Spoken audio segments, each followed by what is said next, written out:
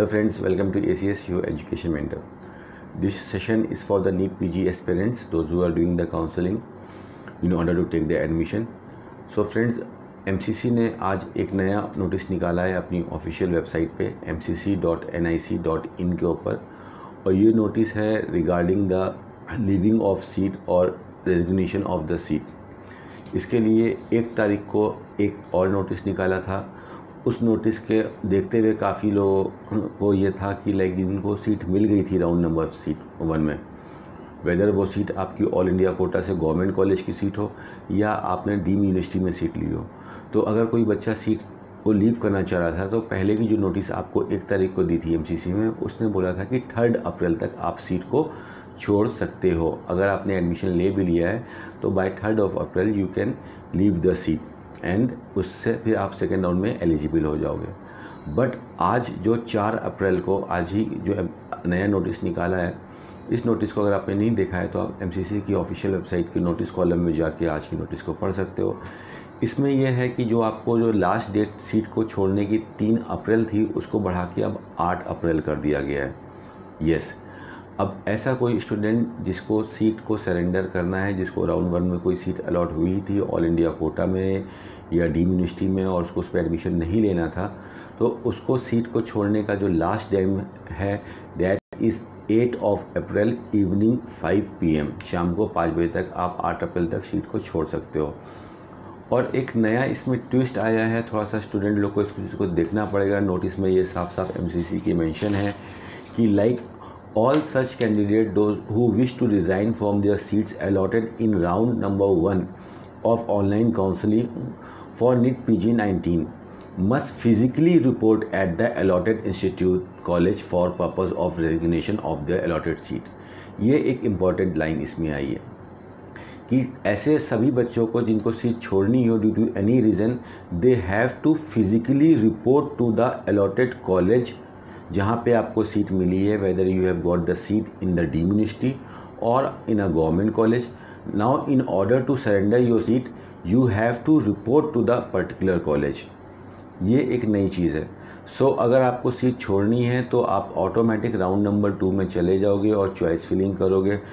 8 तारीख last date दे रखी है, तो चॉइस फिलिंग सेकेंड राउंड आपको पता है कि 6 तारीख से लेके 9 तारीख के बीच में चॉइस फिलिंग होगी। तो 9 तारीख से जस्ट 1 दिन पहले तक इन्होंने टाइम आपको दे रखा है और इसमें आपको बोल रखा है कि आपको उस कॉलेज में जाके फिज़िकली सीट को सरेंडर करना है। सो इन केस अगर कोई स्टूडेंट सोच रहा है कि लाइक हम नहीं रिपोर्ट भी करते हैं तो मेरी सीट कैंसिल हो जाएगी, तो हो सकता है एमसीसी यहाँ पे 2 लाख रुपए की आपको पेनल्टी लगा दे। मेंशन नहीं कर रखा है, लेकिन अगर यहाँ पे आप क्लॉज को तोड़ोगे, you are not reporting to the college, so they can implement a penalty of 2 lakh rupees which you have already paid to them as a security amount, they can charge you that. So इस चीज़ को और confirm करने के लिए जो भी आपका अलॉटमेंट लेटर आपने डाउनलोड किया था राउंड नंबर 1 में, उसमें आपका जो भी कॉलेज है उस कॉलेज को आप चेक करो। एमसीसी की वेबसाइट में जाएंगे आप तो उस पर आपको एक पार्टिसिपेटिंग इंस्टीट्यूट का कॉलम मिलेगा। पार्टिसिपेटिंग इंस्टीट्यूट्स के अंदर सारे कॉलेज का नाम है, whether that is a government college और अ डीम्ड यूनिवर्सिटी।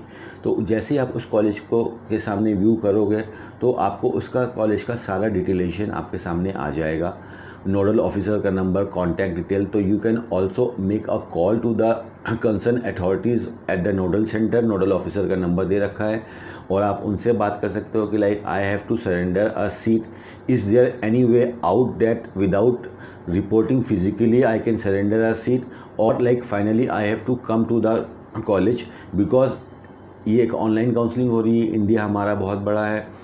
सो कोई भी स्टूडेंट तमिलनाडु का स्टूडेंट होगा, उसने महाराष्ट्र में सीट सिक्योर करके रखी है, यूपी के बच्चे ने तमिलनाडु में सीट सिक्योर करके रखी है, तो मैसी अप हो गया है, डिस्टेंस काफ़ी ज़्यादा है, तो बंदे सोचते हैं कि लाइक जाना ना पड़े, ऑटोमेटिक हो जाए। बट जैसे आज इन्होंने नोटिस निकाली एमसीआई ने, इसमें ये चीज़ लिखी है कि that student have to physically report to the allotted institute before 8 April शाम को 5 बजे से पहले in order to surrender the seat if you are not willing to take the seat which has been allotted to you in the round number 1।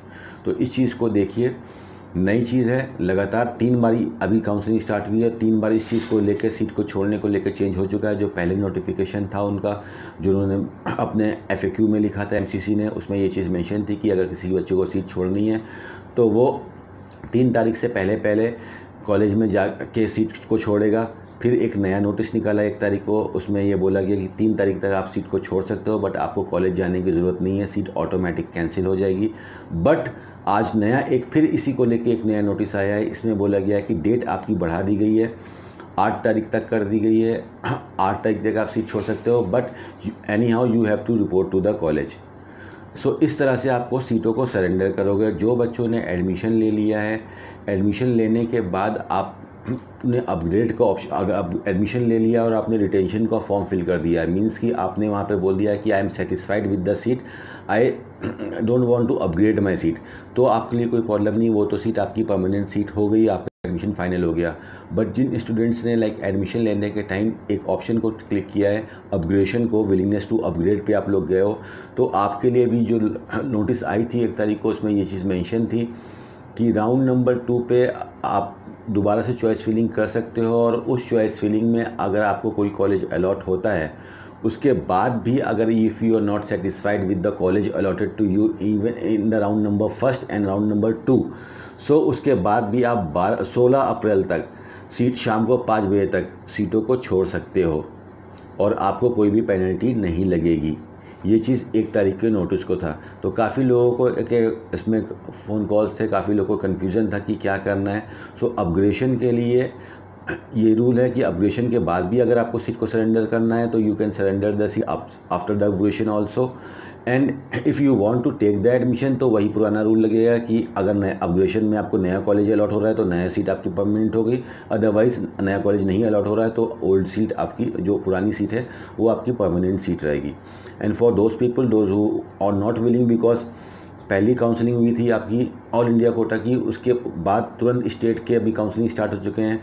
Mostly सारे states के इस समय counselling चल रही है, तो बहुत से स्टूडेंट्स ने उधर अब स्टेट्स में चेक करने के लिए अपनी रैंक वाइज उस सीट को छोड़ के इधर की काउंसलिंग कर रहे हैं, अपने स्टेट की काउंसलिंग कर रहे हैं। तो ऐसे में आप लोग का फोकस स्टेट की तरफ है, तो ऐसा ना हो कि आपकी सीट वो वेस्ट जाए और आपको पेनल्टी भी लग जाए।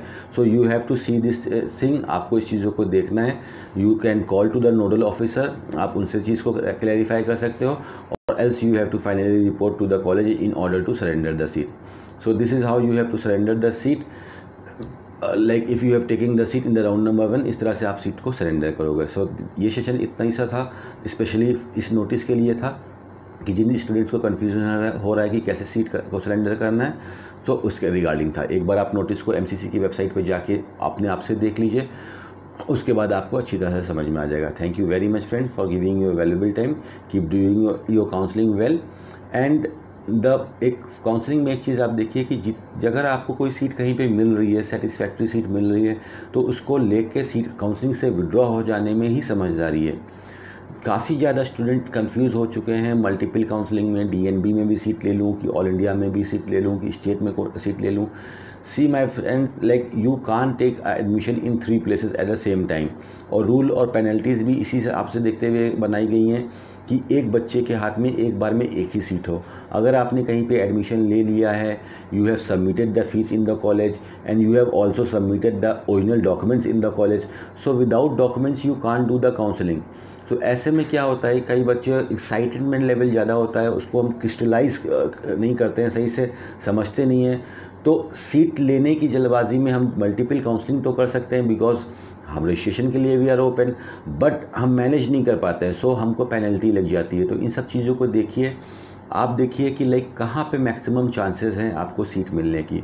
उत्तराखंड की फ़ीसेस थोड़ी सी नॉर्मल है, तो क्लिनिकल सब्जेक्ट्स में जो स्टूडेंट्स का लाइक एक मिडिल लेवल में स्कोर है, 20,000, 25,000, 30,000 तक का रैंक है, तो आप उत्तराखंड में क्लिनिकल सब्जेक्ट्स के लिए ट्राई कर सकते हैं। अगर आप स्टेट की काउंसलिंग की बात कर रहे हैं, तो स्टेट की काउंसलिंग में उत्तराखंड एक ऐसा स्टेट निकल के आया है जिसकी फ़ीसेस अगर आप कंपेयर करते हैं अदर स्टेट से, तो थोड़ा सा ओपन स्टेट में एक रीज़नेबल फ़ीसेस में आया है। और अगर आपकी हाई रैंक्स हैं और आप स्टेट काउंसलिंग से सीट लेना चाह रहे हो, so like our recommendation is UP and Bihar can be a good place for you in order to secure a seat. और लास्ट में आप पंजाब में आदेश मेडिकल कॉलेज भटिंडा में भी ट्राई कर सकते हो in the mop up round. Fine, so this is how you have to approach for the counselling. Thank you very much friends for watching एसिस। Thank you very much.